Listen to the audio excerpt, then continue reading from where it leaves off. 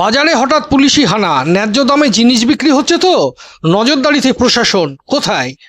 রবিবার সকালে নদিয়ার বিভিন্ন প্রান্তের পাশাপাশি শান্তিপুর ও ফুলিয়ার একাধিক বাজারে আকস্মিক পরিদর্শনে নামে প্রশাসন ও পুলিশ। ব্লক প্রশাসনের আধিকারিকদের সঙ্গে এই অভিযানে অংশ নেয় শান্তিপুর থানার পুলিশ এবং ফুলিয়া পুলিশ ক্যাম্পের পুলিশ কর্মীরা। বাজারে সবজি, মাছ, মাংস, ডিম সহ বিভিন্ন নিত্য প্রয়োজনীয় খাদ্য সামগ্রী নির্ধারিত ও ন্যায্য দামে বিক্রি হচ্ছে কিনা মূলত সেটাই খতিয়ে দেখেন প্রশাসনের আধিকারিকেরা। বিভিন্ন দোকানে গিয়ে বিক্রেতাদের সঙ্গে কথা বলার পাশাপাশি পণ্যের মূল্য তালিকা ও বিক্রয় মূল্য সম্পর্কে তথ্য সংগ্রহ করা হয়।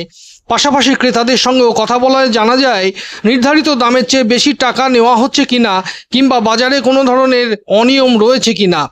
প্রশাসনের পক্ষ থেকে জানানো হয়েছে, সাধারণ মানুষের স্বার্থে নিত্য প্রয়োজনীয় পণ্যের মূল্য নিয়ন্ত্রণ এবং অযৌক্তিক মূল্যবৃদ্ধি রুখতে এই নজরদারি। আগামী দিনেও জেলার বিভিন্ন বাজারে এ ধরনের আকস্মিক অভিযান অব্যাহত থাকবে বলে প্রশাসন সূত্রে জানা গেছে। ব্যুরো রিপোর্ট, বাংলার প্রতিনিধি।